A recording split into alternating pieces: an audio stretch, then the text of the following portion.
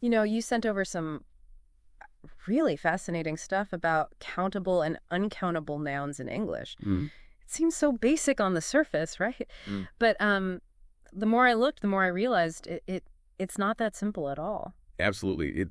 It seems straightforward, but the implications are quite significant for how we structure sentences and even how we think about things. It really opens up some interesting questions, doesn't it? Like, have you ever really stopped to think why we say trousers are, but then news is? That's a classic one. Yeah, or why, some advice sounds perfectly fine, but saying a rice just feels wrong. It does sound odd, doesn't it? And that core question you highlighted, what's the actual difference between just paper and a paper? Exactly. That distinction is key.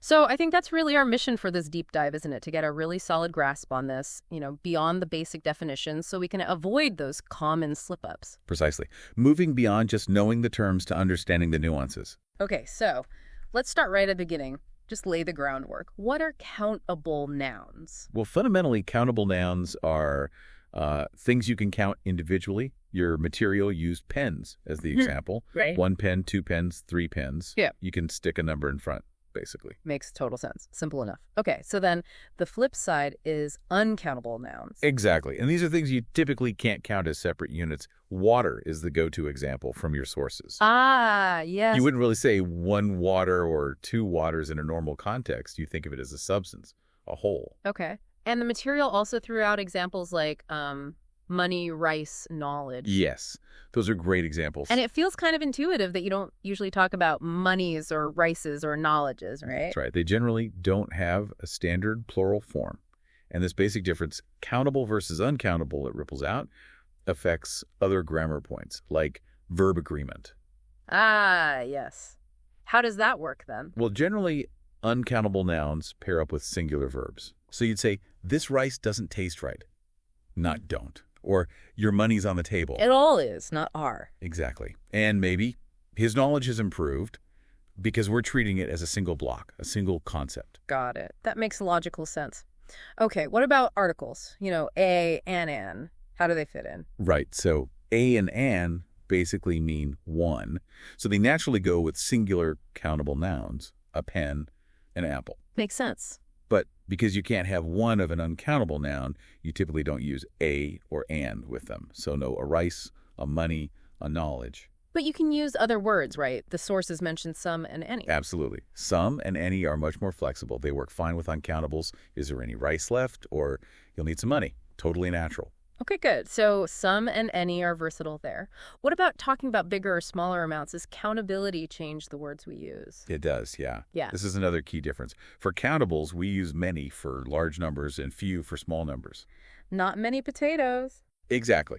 Not many potatoes left, or there are a few coins. Okay. But for uncountables, the words are much for large quantities and little for small ones. So not much rice left. Perfect. There isn't much rice left. Or there's a little many.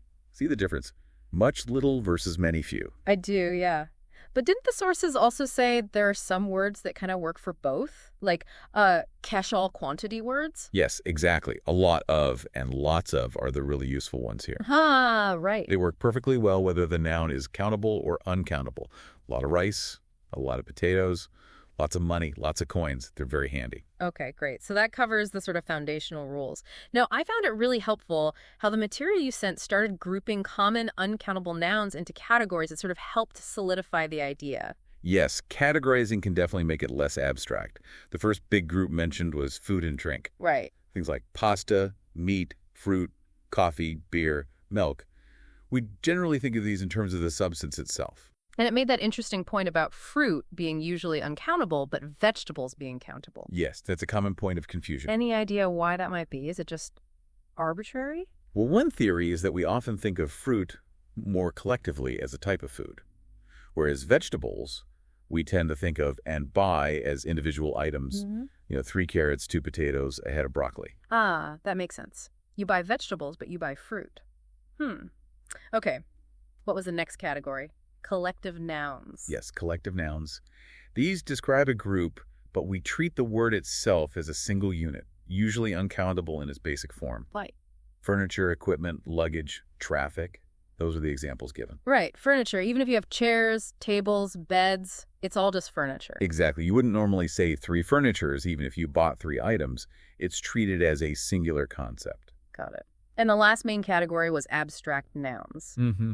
Things you can't physically touch. Concepts, qualities, ideas. Like knowledge, information, advice, progress.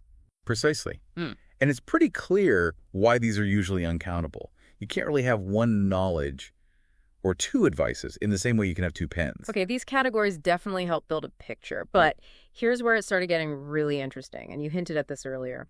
The line isn't always solid, is it? No, it absolutely isn't. This is a crucial point. Many English nouns can actually be both countable and uncountable. Ah. But, and this is the key, their meaning changes depending on how you use them.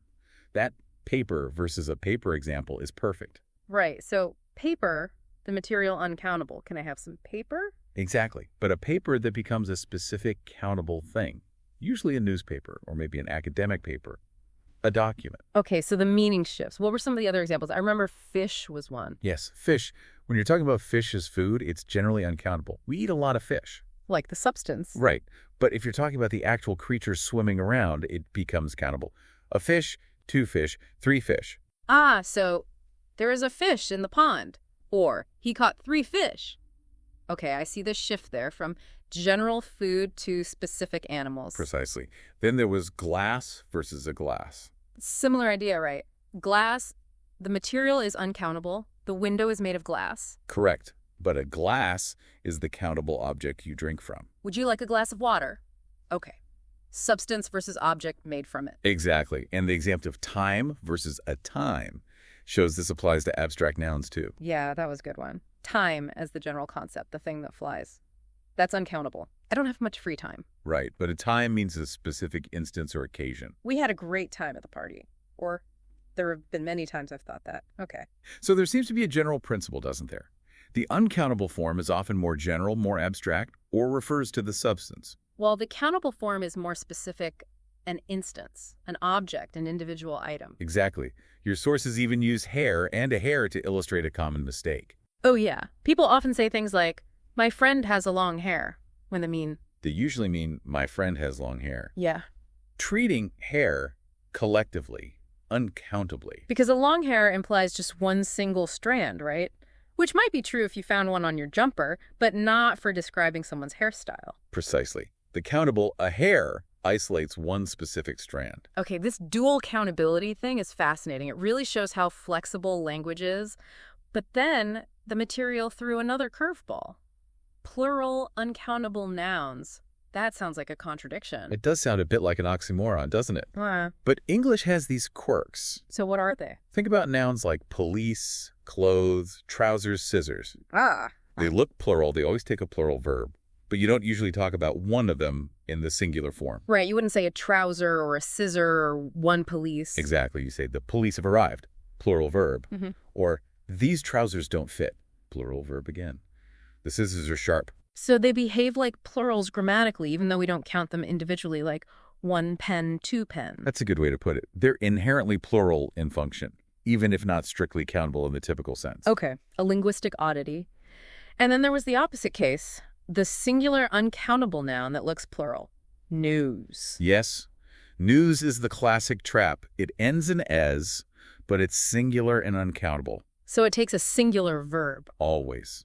The news is bad, not the news are bad, despite the "as" on the end. Definitely one to watch out for. The sources also mentioned collective nouns again, like staff, team, crew, and how their treatment can vary a bit. Ah, yes. This is where we often see a difference between, say, British and American English. How so? Well, in British English, there's a strong tendency to treat these collective nouns as plural, focusing on the individuals within the group. So you might hear, The staff aren't happy, or the team are playing well, using plural verbs. okay. And in American English. It's much more common to treat them as a single unit, taking a singular verb. So the staff isn't happy or the team is playing well. Exactly. Neither is wrong, it's just a dialectal difference. Yeah. The key thing, as your material noted, is consistency in your own usage. But it's good to be aware that both exist. Definitely helpful to know. Okay, so we know we can't directly count uncountable nouns like one rice, two rice, but obviously sometimes we need to talk about specific quantities. How do we manage that? Right. We need a workaround. And the main way, as the source has explained, is by using a countable unit or container word, often in that noun plus of structure. Okay, so using rice again, instead of three rices, you'd say. You could say 3 grains of rice, if you're being very specific, or more likely 3 bags of rice, 3 packets of rice, 3 portions of rice. Ah, I see. You insert a countable noun, grain, bag, packet, portion to do the counting for the uncountable noun. Precisely.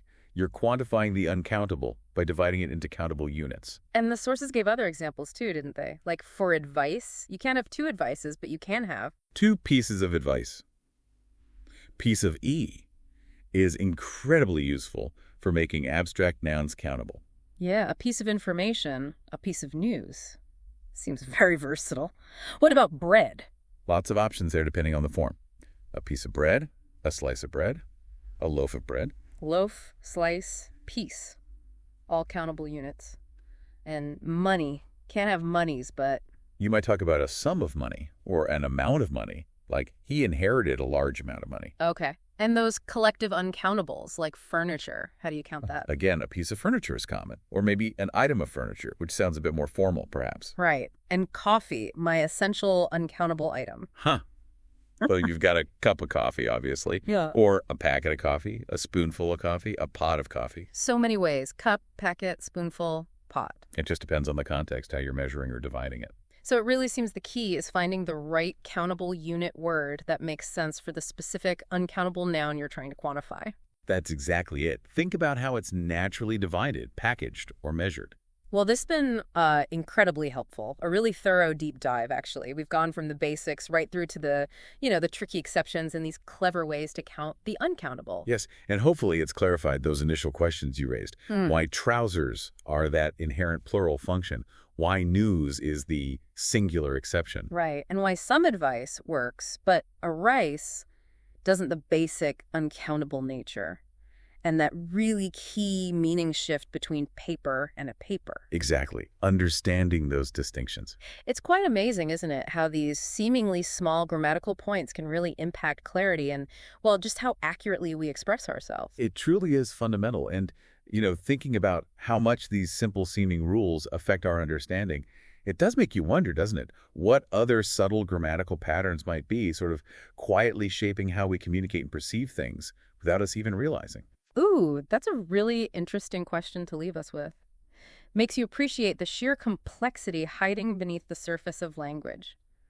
As we've seen, getting a handle on these details isn't just about being grammatically correct. No, it enhances precision. It enhances impact. Definitely. This whole exploration of countability, it's really just one fascinating window into the intricate workings of English. Thanks for digging into this with us today.